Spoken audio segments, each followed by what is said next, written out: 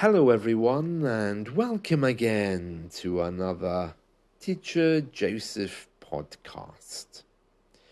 Well, today's idiom is like there's no tomorrow, and we use it when we are doing something with such passion, enthusiasm, maybe excessively, it looks like the world is about to end. Let me give you some examples. At the party, they danced like there was no tomorrow. He was spending money like there's no tomorrow.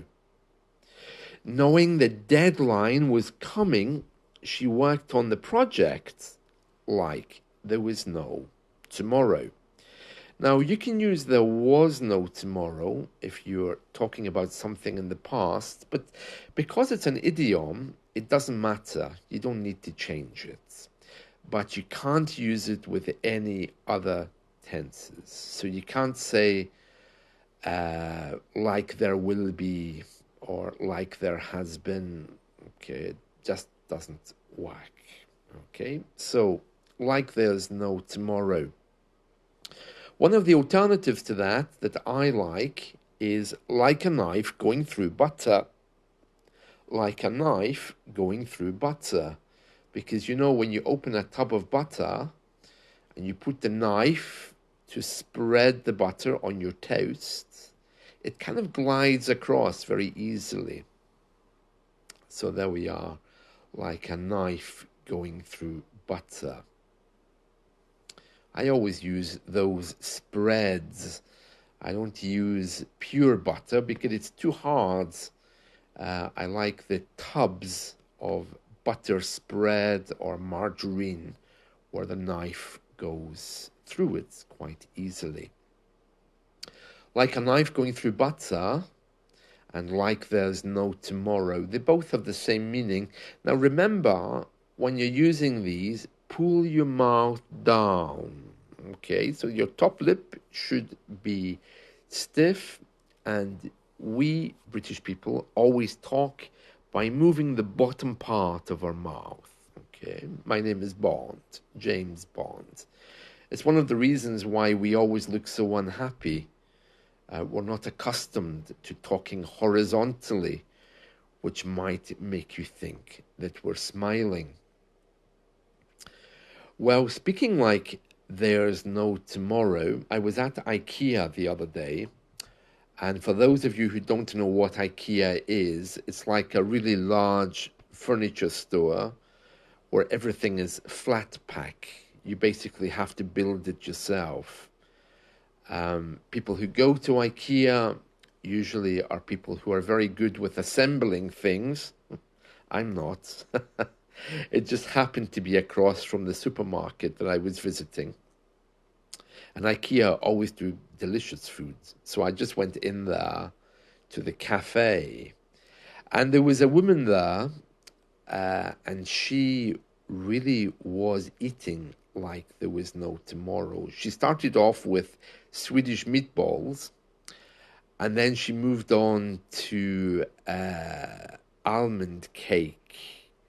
Now, for those of you who don't know what that is, it's a delicious cake that IKEA make. Not only IKEA, you can buy it in supermarkets. It's like a cheesecake, but it's with almonds.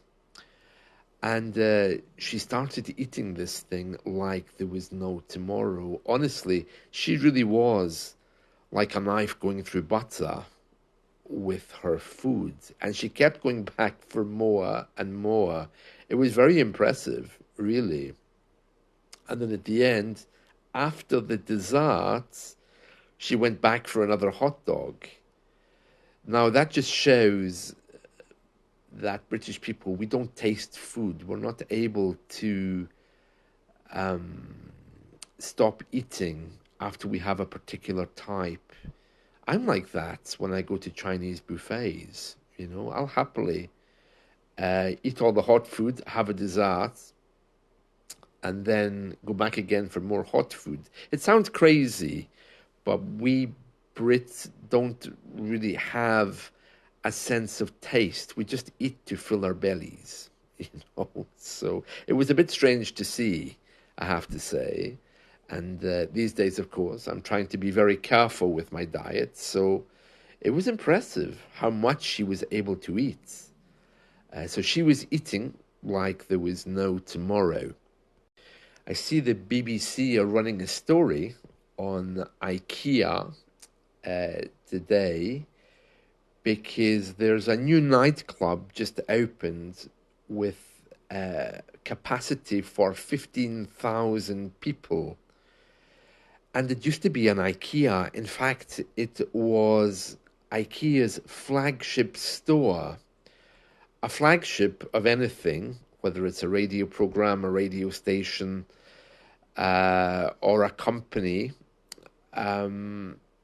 is the shop or place which demonstrates the values of the company. It might be the biggest or most glorious place for the particular company. For example, Apple's flagship store in London, the first one in London, I think is in Oxford Street. And this IKEA store, which was in Tottenham, was their flagship store, so it probably was bigger than the others. And it was sold and now is a nightclub. And for many of those people who are attending that nightclub with such huge capacity, it won't be the first time they've been inside it because it was an IKEA warehouse. IKEA shops all look like warehouses. It's a Swedish furniture maker. Well, they closed this branch in 2022, leaving behind 608,000 square feet. And for those of you who prefer the metric system, that's 56,485 meters square. Of course, IKEA, had those familiar looking aisles, those very tall shelves, and they've all been replaced by large panoramic screens, sound systems, light displays, and where the cafe was is where where the DJ sits. Very interesting, isn't it? How they can convert these things. But I suppose a shop like IKEA, it would be a little bit like an old church. It would be very empty. It would have the high ceilings. It would be a good place for clubbers to go, I suppose. And around London, many clubbers often move into abandoned warehouses illegally just so that they can have a nightclub there. It's very common. But this one's completely legal. The owners say they had some teething problems. So a teething problem is a problem in the beginning. So if you think of a baby and his teeth coming through, that's when he cries, isn't it? So teething problems. Yes, teething problems. That's how we talk about initial problems during setup. So this company is saying that they got the IKEA warehouse, but you have to get permission from the local government to have a nightclub, to make sure it's not disturbing the neighbors. They had some trouble getting that initially. And also, of course, health and safety regulations is another big thing that needs to be examined. But finally, they got it. And the people are saying that it's really strange because they're staggering out of this nightclub at 4 a.m. And it's just like IKEA. It still has the flag poles outside. You remember IKEA has all of those large flags outside the stores. And then it also has that bay where you put the trolleys. So people are saying it's a little bit odd because those things are still there. The only thing that's different is getting a taxi at 4 a.m. Other people have said that part of the old cafe has also been turned into a huge bar with beers and cocktails rather than meatballs and hot dogs. It's interesting, isn't it? Um, yes, and it's been decorated with Halloween decorations last weekend. There's a one-way system to help people get in and out quickly as well. Oh, wow, it's difficult to imagine, isn't it? Every room has a different feel. Well, I suppose younger people might not really remember it. Well, actually, no, young people would remember it as being an IKEA. It's only been a few years. It's older people probably wouldn't be going to that nightclub anyway, because nightclubs tend to be for younger people to do whatever it is that young people do at nightclubs. I really don't know. I think they've changed a lot since my day. Apparently, they're saying that nighttime spaces in London are under huge threat at the moment.